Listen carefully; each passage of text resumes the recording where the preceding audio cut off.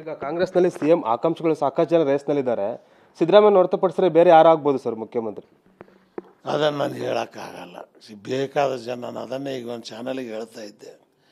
Chief minister post ಅಂತ ಹೇಳಿದ್ರೆ ವಿಶ್ವಸುಂದರಿ post ಇದ್ದಂಗೆ. ಯಾರು ಬೇಡ ಅಂತಾರೆ?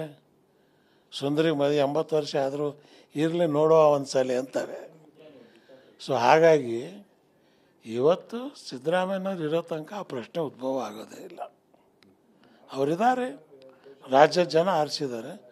ಸಿದ್ದರಾಮಯ್ಯ ಬರೀ ಕಾಂಗ್ರೆಸ್ ಮುಖ್ಯಮಂತ್ರಿ ಅಲ್ಲ, ಈ ರಾಜ್ಯದ ಮುಖ್ಯಮಂತ್ರಿ. ಸಿದ್ದರಾಮಯ್ಯನ ಬಗ್ಗೆ ತೀರ್ಮಾನ ರಾಜ್ಯದ ಜನ ತೀರ್ಮಾನ ತಗೋಬೇಕಾಗತ್ತೆ. ಪ್ರಶ್ನೆ, ತಮ್ಮ ಇಷ್ಟೊತ್ತಿನ ಮಾತನ್ನ ಗಮನಿಸಿದ್ರೆ ಈಗಾಗಲೇ ಕಾಂಗ್ರೆಸ್ಗೊಂದು ಹೆಜ್ಜೆ ಇಟ್ಟಿದ್ದೀರಾ, ಅಧಿಕೃತವಾಗಿ ಯಾವಾಗ ಸೇರ್ಪಡೆ ಆಗ್ತೀರಾ ಏನಂತ ಸರ್? ನಾನು ಹೆಜ್ಜೆನೂ ಇಟ್ಟಿಲ್ಲ, ಕಾಲು ಇಟ್ಟಿಲ್ಲ, ಕೈನೂ ಇಟ್ಟಿಲ್ಲ. ನಾನು ನನ್ನ ಜಾಗದಲ್ಲಿದ್ದೇನೆ. ನನಗೆ ಯಾವ ಆಸೆನೂ ಉಳಿದಿಲ್ಲ. ನನಗಿರೋ ಒಂದೇ ಒಂದು ಆಸೆ, ಬಾಬಾ ಸಾಹೇಬ್ ಅಂಬೇಡ್ಕರ್ ಬಸವ ಸಿದ್ಧಾಂತದ ಆಡಳಿತ ಕರ್ನಾಟಕದಲ್ಲಿ ಬರಬೇಕು. ವಿಧಾನಸೌಧ ಹೋಗಿ ಬಸವಸೌಧ ಆಗಬೇಕು. ಅದು ಯಾವಾಗ ಬರುತ್ತೆ ಕಾಯ್ತಾ ಇದ್ದೀವಿ ನಾವು. ಇವತ್ತು ಪರಿವರ್ತನಾಕಾರನ ಜನ್ಮ ಕೊಟ್ಟಂಥ ನಾಡು ಕನ್ನಡ ನಾಡು. ಕನ್ನಡಿಗರ ಮಕ್ಕಳು ವಿದ್ಯಾಭ್ಯಾಸ ಪಡಿಬೇಕು, ಕನ್ನಡಿಗರು ವಹಿವಾಟು ಮಾಡಬೇಕು.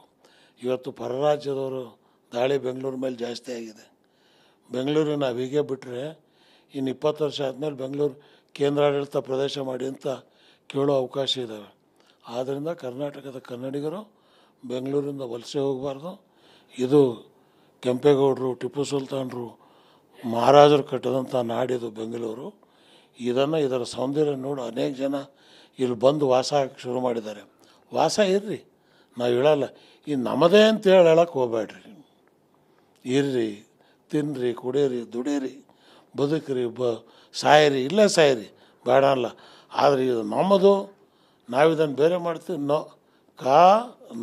ಡ ಕನ್ನಡ, ಕನ್ನಡ ನನ್ನೆಯ ಡಮರುಗ ನಾವು ಬೆಂಗಳೂರಿನ ಜನ ಬಾರಿಸ್ತಾ ಇರ್ಬೇಕು.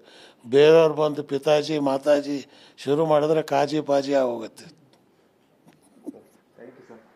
ಎಸ್, ಇದಿಷ್ಟು ಕೂಡ ಸಿಎಂ ಇಬ್ರಾಹಿಂ ಅವರ ನೇರವಾದ ಮಾತುಗಳು. ಕ್ಯಾಮರಾ ಪರ್ಸನ್ ಸುಶೀಲ್ ಜೊತೆ ಅನಿಲ್ ಕಲ್ಕಿರೆ, TV9.